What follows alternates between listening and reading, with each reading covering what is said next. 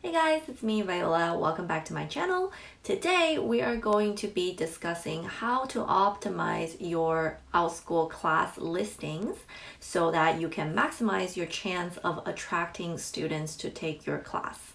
I am going to walk you guys through all the elements in the class listing that you should really think about with some of my real class listings as examples. Ready? Let's go.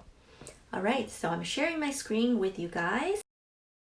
This is one of my new classes, and I will be using it as an example today. This is Ariana Grande, Lady Gaga, Rain on Me Dance, a sassy and fun choreography. So first of all, let's get into the title, and I will kind of explain why I chose this title, why it's the way it is. Something that a lot of people don't think about when they're creating their class is to use keywords in their title, okay? If you've ever made any sort of content for the internet, be it blog posts or YouTube videos, you know keywords are really important. Keywords are words that people are actually searching for on the internet. And if you use these words, it will maximize your chance of being discovered by the search engine, which in this case is Outschool. Outschool, it is a search engine. Learners come to Outschool and they will sometimes look for classes on topics that they are interested in, right? So if you look at my title, can you guess what my keywords are in this title?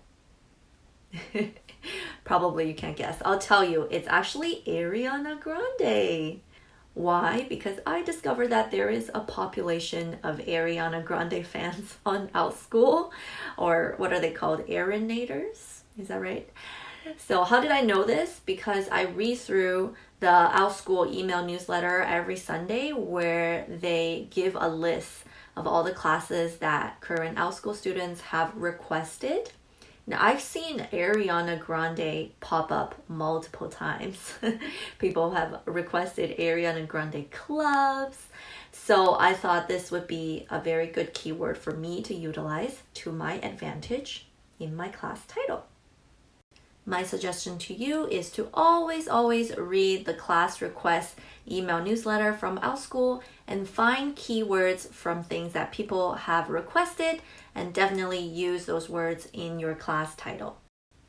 The second thing about your class title is you want it to sound catchy and attention grabbing. What I always like to use are some descriptive words, some adjectives. So in this case, I said, this is a sassy and fun choreography. I feel like that adds an emotional element.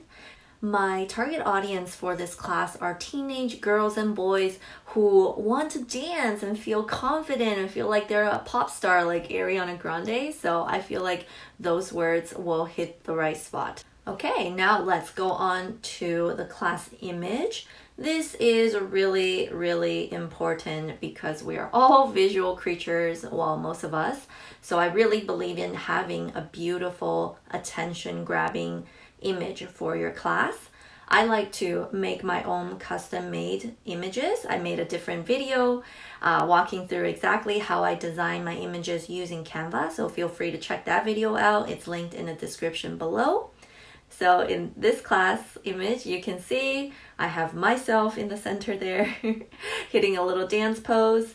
And then I have some images of Ariana Grande and Lady Gaga, some little raining clouds, an umbrella, music notes, because, you know, rain on me. And something else I really think is a good idea is to put your own face, put yourself in your class image. I know not everybody is comfortable with that, but it does wonder for your own branding when you always put yourself in your class image, because that makes your classes very recognizable for students who have already taken your classes before. This is how branding works, right, guys?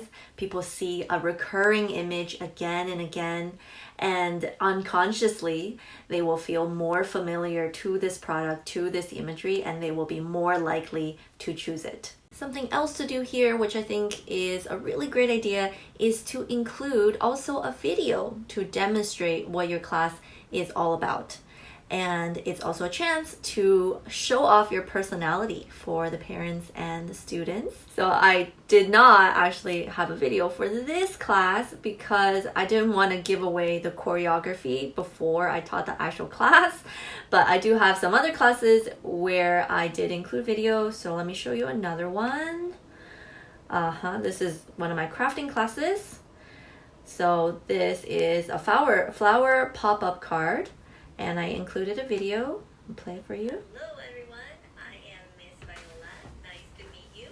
In this class, we are going to be making a beautiful flower pop-up card. Look at this flower. Okay, so that's my video. It's not very long, only 30 seconds. I thought it would be a good idea to show the video because it's really hard to see the flower pop-up effect as just a photo. So this way the students can really see what we are going to make in class and get them excited. That's pretty much it for the image and video section. Next, we have the one-liner class description. So there are 3 things that show up for your class on the class discovery page, right? There's the class title, the class image, and this one-liner class description. That's why we're spending so much time on these 3 because they are the most important things that will decide if a student is gonna click on your class or not. Okay, so for this one-liner class description, it is like your elevator pitch. So make sure it's interesting. And once again, very important to include your keyword. All right, I think we're ready. Let's go all the way down to the class description. This is the part where you want to give more details about your class. So how will the class time be spent? Your teaching style, and make sure to mention interaction opportunities. I think that's very important. That's what differentiates live classes from YouTube videos that you can do for free at home. That's what people come to Outschool for because they want a real teacher who they can talk to in real time. So for example, in my dance class, I talk about how while practicing the choreography in class, students will receive feedback from the teacher and have plenty of opportunities to ask questions. At the end of class, we will perform the dance together. Although besides the class description, everything else is pretty much optional, I always make sure to fill out learning goals because I think it's important for learners and parents to kind of have a goal in mind when they come to this class. They know what benefits they can walk away from.